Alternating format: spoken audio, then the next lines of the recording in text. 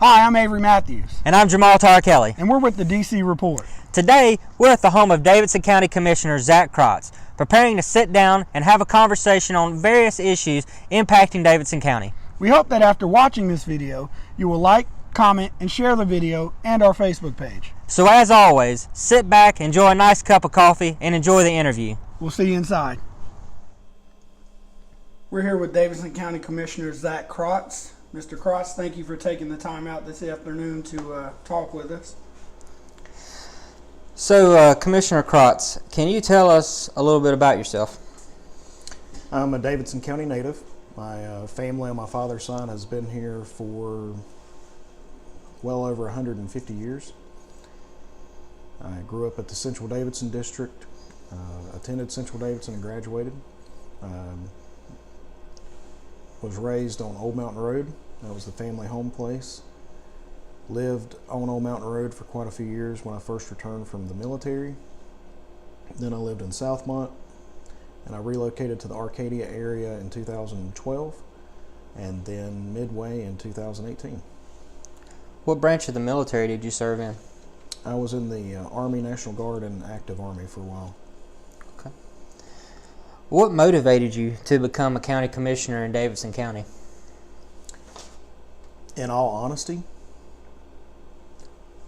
I didn't really want to run yet.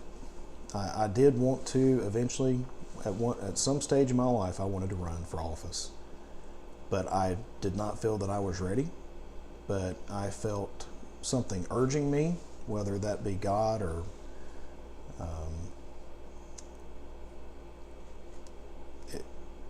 I felt a calling, and I had spoken with my children, got their blessing, and other members of my family, and actually had some PACs to call me, wanted me to run for another office. I declined their offer, and I decided to run for the county commissioner seat. As a commissioner, are there any decisions that you regret, and what would you say is your greatest accomplishment so far? There's a couple votes that I've had that I may have went one way or the other. It wasn't a black and white vote, and I could have went the other way. Do I regret it? No. The board voted. We all voted the same, or most of us voted that way. So there's no votes that I would absolutely say I was wrong, retrospect. What was the second part of your question? What would you say is your greatest accomplishment so far as a commissioner? There's so many to list. The board as a whole has done a lot. We have a great board. We have for many years. Working with everybody has been fun. But one particular thing as an accomplishment, I couldn't list that. I mean, I've done so many things that I'd have to sit back and even think what it would be. I would say one thing that I'm proud of, even today, I received a Facebook message from someone I graduated high school with who is far left, and I'm more centered right, and congratulated me and thanked me for my service and told me that we may not agree, but he knows that I care, and he knows that I work very hard for the citizens of Davidson County, and that he will support me and vote for me in the next election, no matter what office it may be that I seek. In August of 2018, the Board of Commissioners voted against putting 5 bond packages on the ballot in November. You, along with Commissioner Don Truill, voted to have these bonds on the ballot. Do you stand by that decision? Absolutely. I fully stand behind it. I think we should have had those on the ballot. Our school system, especially, all 3 of them have needs. That education bond would have went far to help with HVAC systems and things within the classroom. The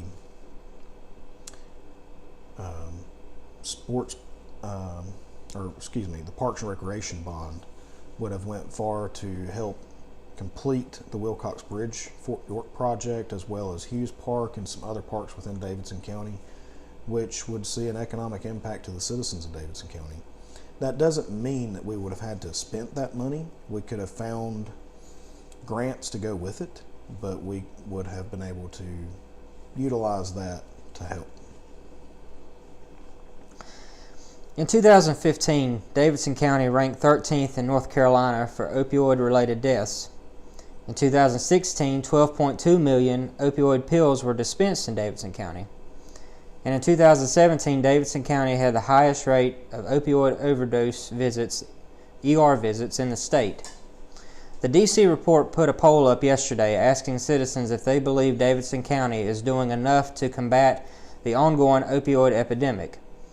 As of today, the results are 23% yes, 77% no. What are your thoughts on the opioid epidemic in Davidson County, and are you satisfied with the results being made to combat this epidemic? This is not just a Davidson County epidemic. This is a nationwide epidemic. Our hands are tied on a lot of things that we can or cannot do for opioid stuff. We have zero control over what doctors prescribe in Davidson County. And even if we did, it's easy to go to another county to get that medication. Our law enforcement is doing everything that they can and have been for quite some time to counteract our opioid and drug and other break-ins and that nature crime rate. We are actively involved in a lawsuit against the opioid manufacturers, as well as some others that are listed in that lawsuit. We joined many other counties across the nation. Hopefully, that while I voted no to it, the board did vote yes to join that litigation. Hopefully those funds can be utilized to help with that epidemic. We also partner with Cardinal Innovations on our mental health system. Cardinal is going through an overhaul and has been for the last year and a half. Hopefully we'll see some new programs come out with Cardinal Innovations that can help with this. The opioid problem is not just a crime. It's not just the mental aspect. It's a multitude of, you have some people that start out with a lower drug and increase up to a higher one. You have some that may be injured and have surgery and get addicted. I think now with federal regulations, it's harder to maintain enough of the opioids in your system after surgery to get addicted. So I think that's one thing that'll help. However, we're seeing a spike in heroin and methamphetamines and those types of drugs because they cannot get the prescription drugs. So over time, I think it will get better. But as far as the county, I think we have looked at options. We're still looking at other options. But it can't just be us. It has to be a state and a national thing at one time. So we recently sat down with the chairman of the Libertarian Party, Mr. Donald Dill Reed.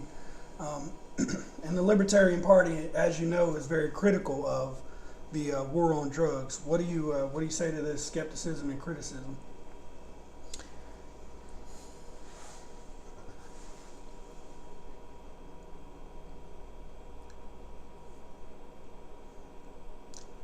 The drugs that are crossing our borders, the fentanyl, is what is really killing and causing many overdoses. Because that drug in itself, if it was on a bottle cap right now and I touched it, I could overdose just with it touching my skin. That little bit of powder residue could touch my skin and cause an overdose.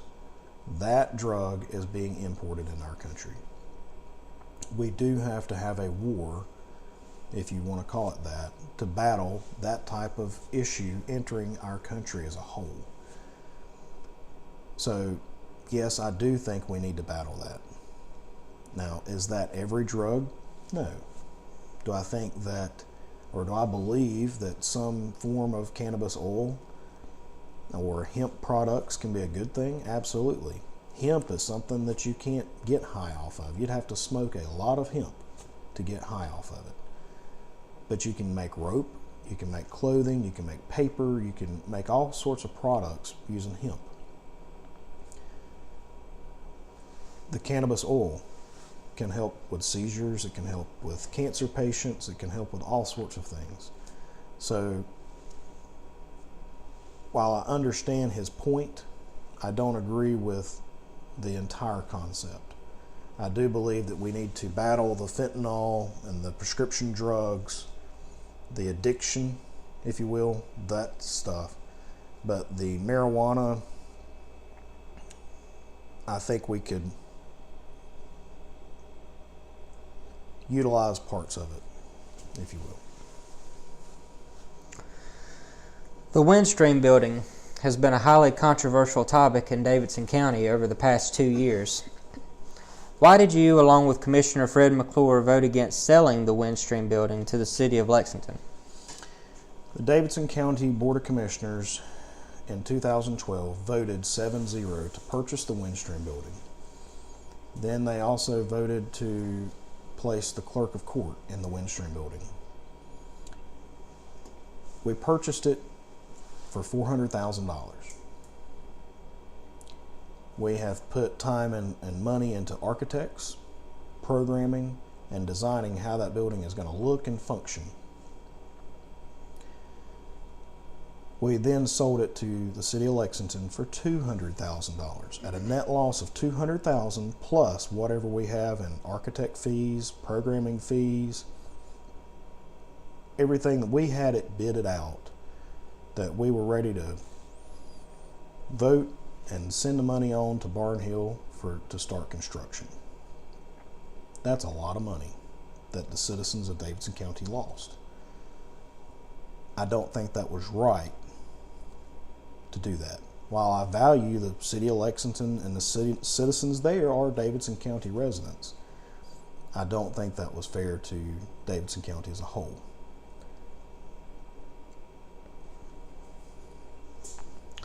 Okay. Over the past 2 years, we've had 2 commissioners, one who is now a state representative, accused of violating the state's open meeting laws. A former Register of Deeds who was charged with assault on a female, and most recently a clerk of court who was forced to resign amid an SBI investigation which uncovered county equipment being used for campaign purposes. With that said, what do you say to the Davidson County citizen who has lost faith in their elected county officials? And how do you restore the trust between citizens and their elected officials?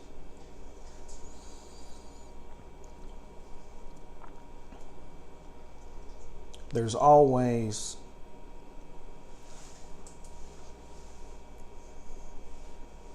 a bad apple in every bunch. I'm not saying that any of those people are bad, but the open meeting law has been corrected. We now have the sunset list or sunshine list that the clerk of the board sends out. Everything is by the book. Other counties around the state had been doing and operating the same way that our county had been doing for many, many, many years. We were unaware of this rule change. We have since corrected that. The issue with the former Register of Deeds, while that's regrettable, and I hate that for him and his family, my understanding is they're still together. I think that was just a one-time incident. I don't know. The latest with our former clerk of court, I hate that as well. I think everyone knows that we were friends. I remember him when he was 17 years old. I hate that. I hate what happened. I think that we're smarter than that. To the citizens of Davidson County, I can't speak for other people, but I can speak for myself. I'm not perfect. I'll tell you that I'm a sinner just like everyone else. We all make mistakes. The problem with it is when the spotlight is put on us we have to be to the best of our ability. And we have to make sure that we live to that higher standard. And I try to do that each and every day, and I have tried my best to instill the same values into my children as what was instilled into me.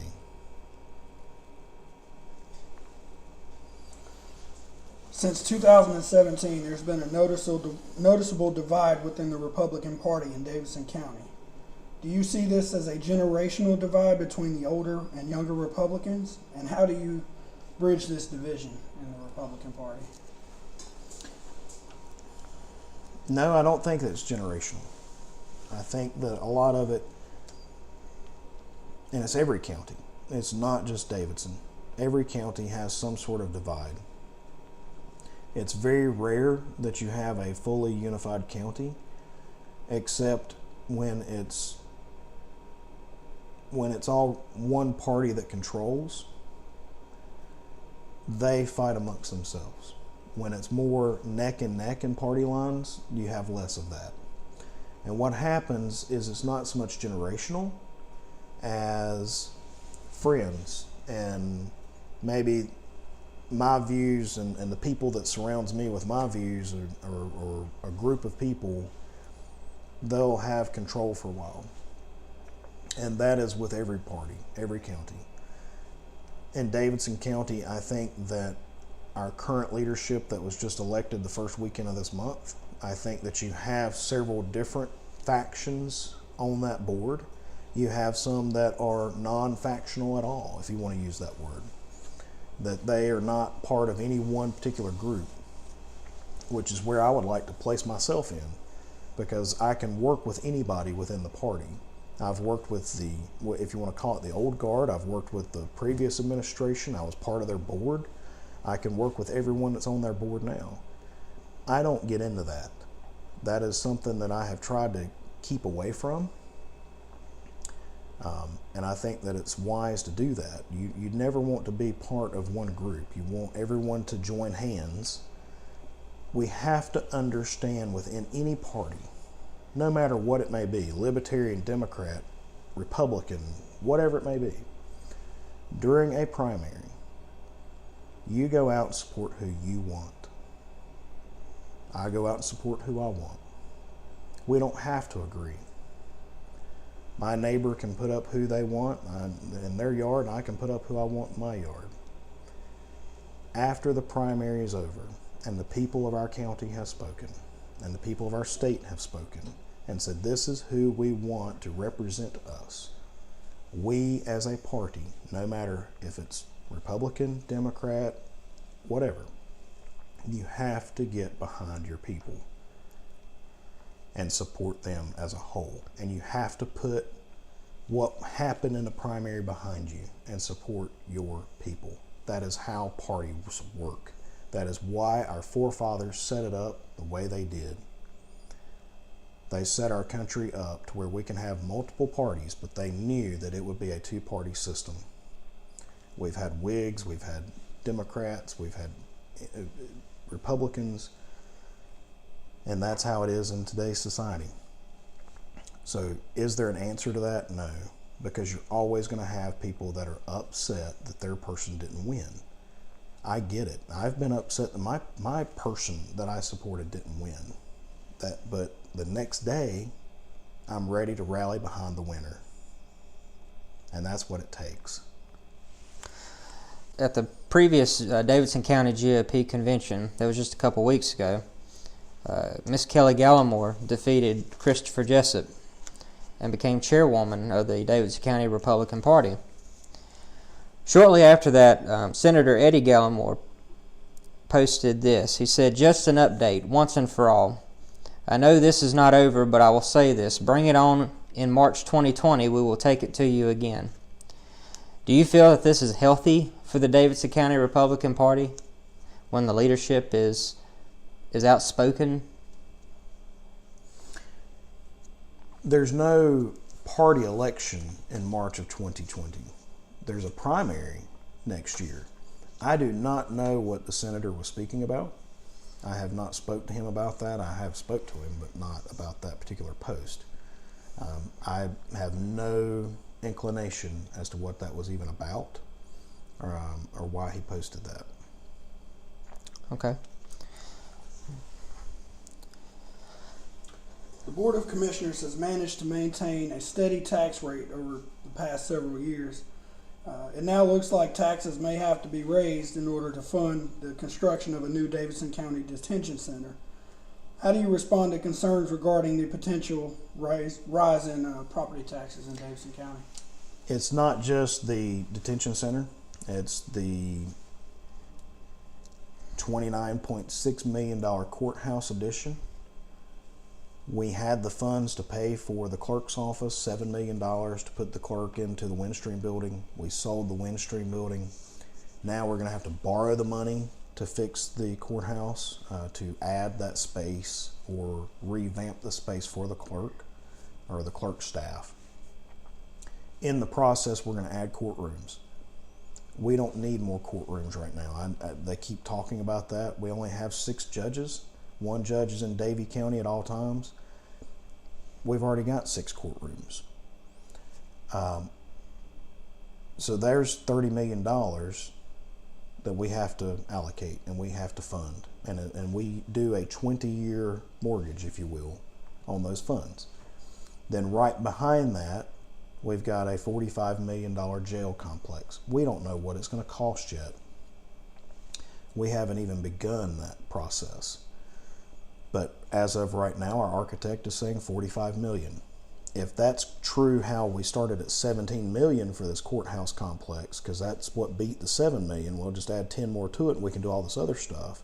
It went from $17 million to $29.6 million within a few weeks after we got everything processed through and back with proper numbers. By that time we had already, well, it wasn't a few weeks, but by that time we had already sold the Windstream Building. We couldn't go back and do anything else. But a property tax, we have been at 54 cents since 1992, I believe. We went up 1 year to 55 cents, and the following year we went back down. A 3-cent tax rate increase, just for the numbers. If you have a $200,000 piece of property, 3 cents equates to $5 a month on a $200,000 house or property. $60 a year. So when you hear 1 cent, 2 cent, 3 cent, you have to put that into numbers. Yes, your taxes are going up, but what is, if you own a $200,000 piece of property, what is $5 a month? If you can see what you're getting. The jail. If we do not do something with that jail, the state can shut our jail down and force us to move every single one of our inmates to another county facility. Local counties cannot hold that many. We would have to ship them all over the state and pay the manpower to ship them there, and the rental fee of whatever that facility may charge. Then when they have a court date, we'd have to go back and retrieve them and bring them back for their court date and then take them back after we're done. We're talking millions to do this, because right now we have over 300 inmates in our jail. That is not good for our citizens. We're going to have to fix our jail to house what the state mandates we do.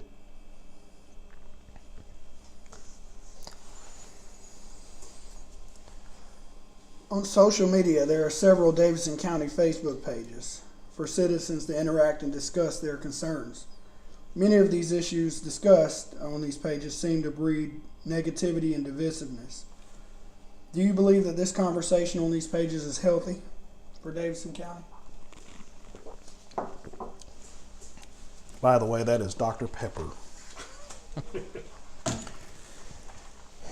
Yes, I believe it breeds transparency. I believe that our citizens in Davidson County feel connected to some of our elected officials. I know that there's some that do not have a Facebook page. Many of us do.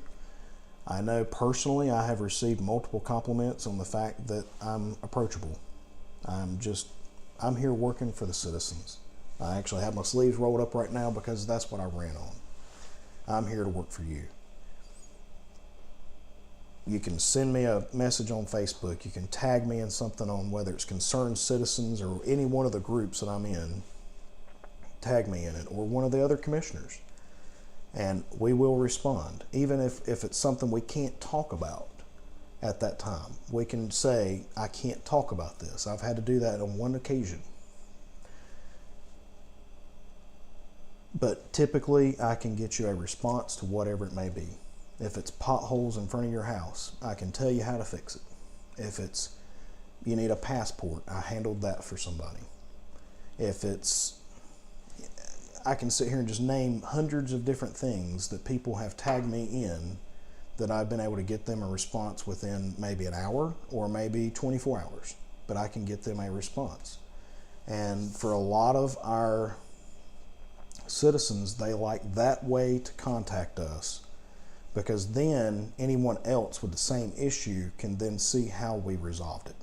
Or if it's a question about government or how something operates or why or what's going in a certain location, everyone else can see it. So instead of receiving 500 emails or 500 phone calls, we can answer that one location, one place, and then everyone else sees it. And then you're reaching 18,000 people. You are currently the GOP chairman of the 13th District in Davidson County. Do you feel that you have met your goals in this position? And what is your vision for the future of the 13th District?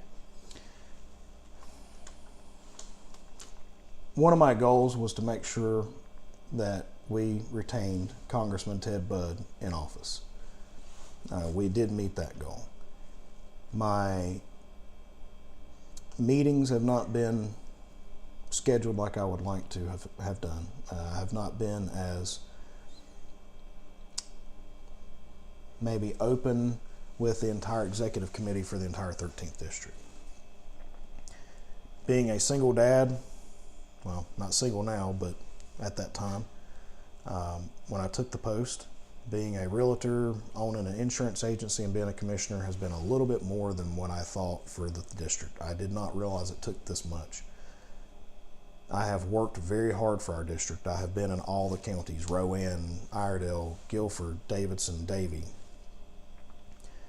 But no, I wanted to do more. I wanted to have a fundraiser that we were not able to have.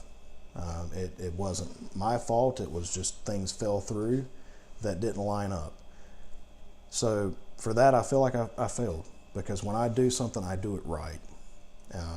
I will not be seeking another term for the district chairman, partly because it's more than I can handle right now. But as a district chairman or a district vice chairman, you cannot, it would be difficult for me to seek office again in the next year's primary and retain that position, because if someone would file, there's 3 positions open. If 4 people filed on the Republican ticket, then I would have 10 days to resign. So it would be better for me to let someone else that has more time, more flexibility to handle that post and run for it and handle it, to let me pass that along, that torch on to somebody else. You alluded to your newfound success as a realtor. Do you want to expand upon that? My family tried to get me into real estate years and years ago. Even as a child, my family said I'd either be a preacher or a politician, but I'd always be in sales. I couldn't do the preacher part yet. Maybe one day I'll have a calling for that as well, but I do like to spread the word. I've tread in water quite a few times, and he's always there to save me. But being a real estate agent has been a lot of fun. It is something I can do at night or in evenings and on the weekends. Many times I work 7 days a week. I may put in multiple hours as a commissioner, real estate, insurance, being a dad. And it is testing at times to maintain my calendar and keep everything organized and know where I need to be and keep that going. but I love being a real estate agent. It really is something different. You never know when that phone rings if someone's wanting to purchase a $100,000 house or a $500,000 house or more. And each one has its own uniqueness to it. I've had larger homes that were easy, and I've had an $80,000 house that was hard to get to close. So I like seeing different things, but it also, in insurance and real estate, you see the economy, you see the local economy, and as you're going out looking at whether it's a commercial property or something that you're going to insure, or a senior citizen that needs help with their Medicare stuff or insurance, or you're helping somebody buy a house, you're out in our county, and I see it every day. I see roads that need to be cleaned, or I see maybe a potential zoning issue, or whatever it may be. I'm constantly contacting staff saying, hey, you need to check this road. There's a bunch of abandoned cars. Or how are we looking on this particular stretch of highway? Is this part of our economic corridor? Because as I'm here, I see it. And, what can we do here to help? Do we have sewer in this area? Because as I'm out looking at it, I see it, and I think, hey, there's a potential business here. So between the insurance and real estate, it has helped me become a better commissioner for the citizens of our county. So Commissioner Crotts, you've been a Davidson County Commissioner for several years now, and you will be up for re-election in 2020. Do you ever have plans to seek higher office at the state or national level?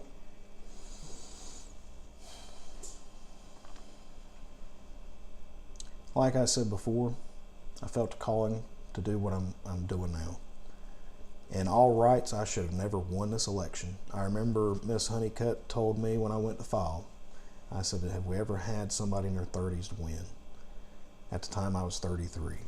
And she said, we've had them file, but they've never been close to winning.